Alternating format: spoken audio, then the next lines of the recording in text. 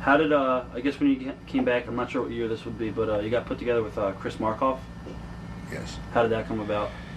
Well, that was after Henning's knee was tore out. Right. They were trying to salvage something out of that combination, and they put me with Markoff, and it worked, but not as well as Henning and Race did. Right. And part of that being that I couldn't stand Markoff. You guys just didn't get along.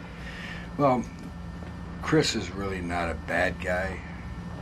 He just invented the word cheap. If there's a way that, that he could get by without having to pay for anything, that's how he'd get by. Right. And then I think it was maybe 68 you left for NWA?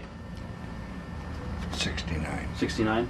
And you didn't bring Larry with you. He No. didn't. He wanted to stay and work the gas. Larry, had not I have left there, I probably would never went on to do what I did. Had Larry have been the type of person that would like to have traveled and get away. Remember that I was telling you about the Australia trip? Right. Went there for 3 months. He lasted 4 weeks and came back. If Larry had been the type of person that could have been and went away like that and stayed away, him and I had probably never split up. Right. In the 4.5 years that we were together, we never had one crossword. So you guys were doing a lot of tag team wrestling, was not Yes. singles. And then was it hard going over to the NWA and becoming a single wrestler? Was it hard to adjust? No, I started as a single, and I'd never been. Well, one time before that in Tennessee in the real early 60s, I was teamed up with John Long. And John and I made a good team also. Were you? Well, I guess you weren't nervous about going singles, but how did you wind up in the NWA? As far as how did that come about? Well, the NWA was headquartered out of St. Louis, Right. and had been since early 1900s. So when I came back home to Kansas City, or St. Joe, when I first came back, St. Joe, St. Louis, that whole area kind of worked together, and it was NWA.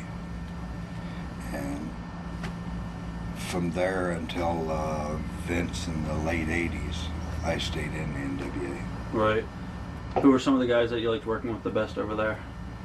In the NWA? Yeah, in the 70s.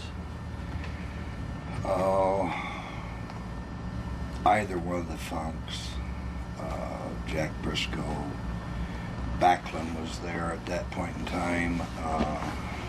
There was just a whole bunch of great guys around then. Pat O'Connor, Sonny Myers, Omar Atlas, Rufus R. Jones, Danny Little Bear, Bulldog Bob Brown.